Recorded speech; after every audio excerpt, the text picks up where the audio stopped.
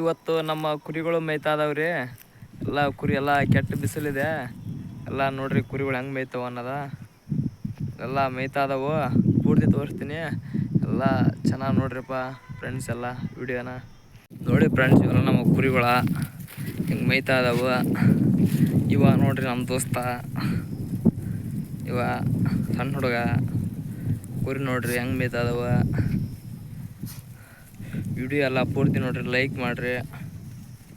ನೋಡ್ರಿ ಕುರಿಗಳು ಹೆಂಗೆ ಮೇಯ್ತಾವ. ಬಿಸಿಲು ಕೆಟ್ಟ ಬಿಸಿಲಿದೆ ನೋಡ್ರಿ. ಇದು ಹೆಂಗೆ ಮೇಯ್ತಾ ಇದಾವೆ ಕುರಿ.